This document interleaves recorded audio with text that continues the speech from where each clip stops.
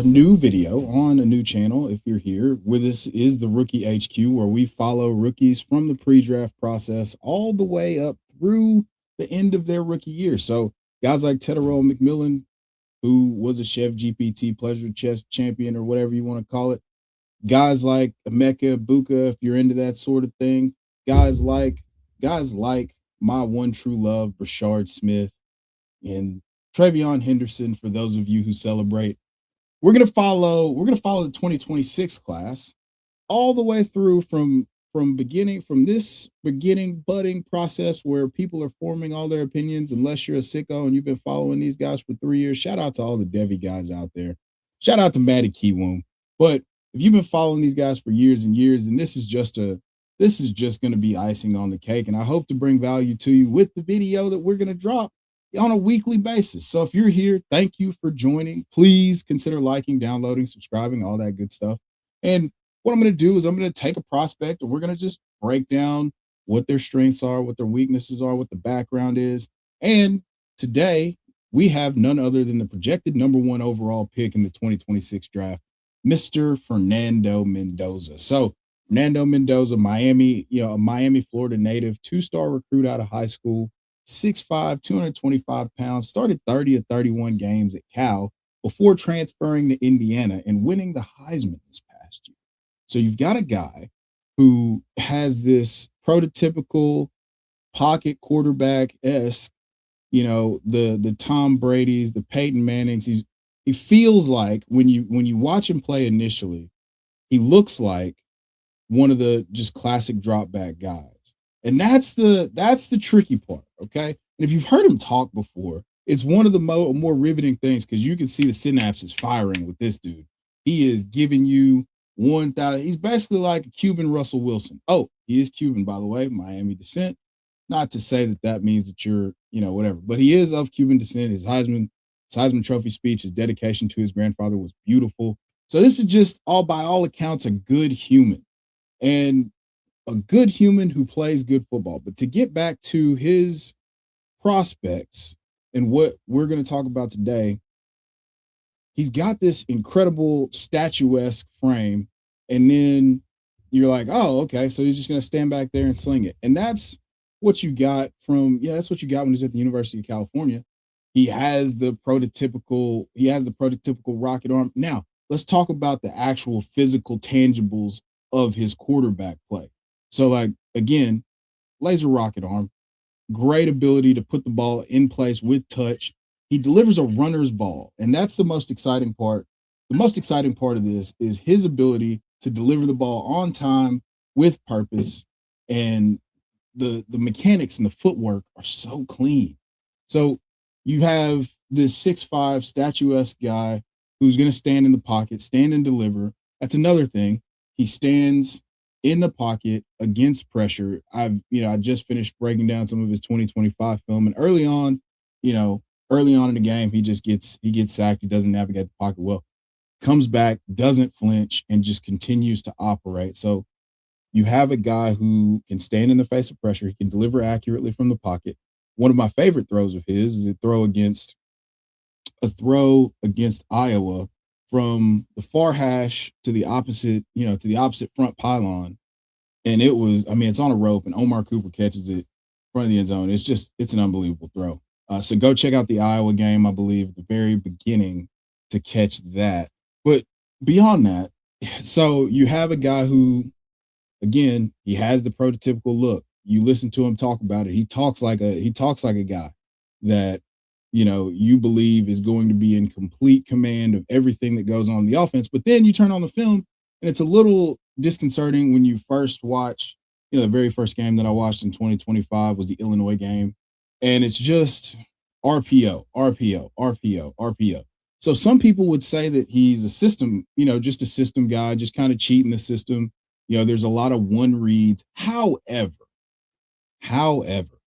we're talking about, you have to go a little bit further because I think Indiana realized what they have. And then, so there's a transition from Illinois, a little bit more against Iowa. He throws a cover 2 hole shots. It's beautiful. It's just a thing of beauty. Absolutely love to see that. And then against Michigan State, they just completely he just completely they just turn it over. They turn the passing game over to him, and it's one of the most magnificent things you could ask for. He's throwing the ball against zone with anticipation. Like he knows where he wants to go with the football. So that's a two-sided coin in ways that I'll discuss in a little bit. But you have a guy who's confident. He understands, he understands what he's supposed to be doing. He's delivering the ball, even if it's on an RPO, he delivers a runner's ball. And you're going to see that in me talk about that a lot with him because there are guys who was one of my favorite things about another guy from the 2025 class and Will Howard, where he's able to deliver the ball on time, on target, and in a way where the guy can just turn, his receiver can turn and run and pick up yak. And that's, those are hidden yards that people don't talk about, but that's one of the reasons why he's going to be the number one pick is because he's delivering these balls with immaculate placement. Like I said, the throw against Omar Cooper, the throw to Omar Cooper against Iowa, the cover two hole shot again against Iowa. He consistently finds and makes the right read. I was watched the Iowa game this year. Again, you're gonna hear me reference that a lot because I've watched 3 games. There's 5 games available for me so far. So we'll get into 2 more. But what I saw was a guy who's willing to stand in the presence of pressure. There were several times they brought 5 and 6 man pressures, and he stood in and took the hit and delivered and made the right decision. It wasn't always the right result, but he made the right decision. So he understands where his answers are, and it's a multifaceted look. So he goes from the RPOs to traditional drop back and progression. He might stay on one side of the field, but he's also looking defenders off. He could do that a little bit. You do that a little bit better, but he's also got the requisite starts. Again, I referenced that he started 30 of 31 games at Cal. At Cal, he was freshman I think he was a freshman player of the year and also honorable mention all Pac-12 in 2022. So graduated in 3 years. So again, he's taking care of business on and off the field. And he just has a personality that makes you believe that he understands the game at a level which would allow him to be successful with the tools that he has, which I'll recap right now.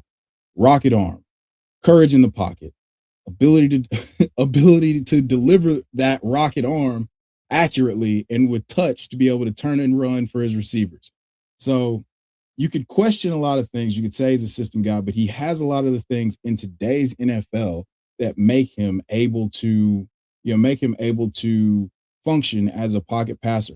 Now, the best thing I didn't mention, you think that he's just a statue, but he's able to pick up first downs with his legs.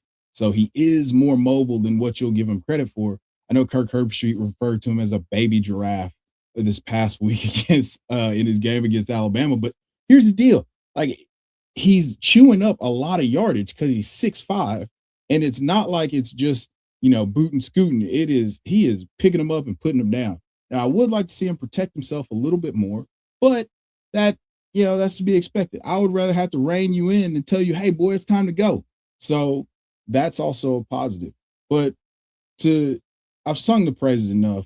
There are a few negatives, and that is sometimes against pressure, when the pressure is coming up the middle of the rush, the middle of the defense, from guard to guard, if it's around his feet, he can't step. If he can't step into the throw, which again, this is anybody. We're nitpicking here because we've got to give some medicine for the pound of sugar that I just gave you and all the platitudes that I just sung for Fernando Mendoza. So with his ability to deliver the ball accurately, sometimes against pressure, like he doesn't always identify it early, especially if you bring it from depth. You'll see that some on the Iowa, if you watch the Iowa game, if they bring it from depth or if they bring more than he can, more than he is able to block with his offensive line and his running back, he doesn't always find the quick answer. He knows where to go with the ball, which you'll see he makes a really wonky throw because he gets hit as he throws. And, you would like to see him get the ball out a little bit quicker, get to the answer a little bit quicker. But again, we're nitpicking. He does throw an interception, throw a fairly, not bad, but it's less than ideal in that game as well. Ball goes off, kind of ricochets off his hands after, again, under pressure. So we'll see what exotic blitz packages and things like that can kind of trip him up. And from a fantasy perspective, this is a guy, he's a lot like Jared Goff in that, he's gonna turn in like a 4.7 40 if I had to guess. Big long strider. Never gonna be a lot from a fantasy perspective, but maybe he could hit like a Baker Mayfield-esque ceiling. I doubt that highly. And his ability to give you anything from with his legs from a fantasy perspective is something that I just don't see that. But I do believe that this is going to be a guy who's going to throw for 4,000 yards multiple times.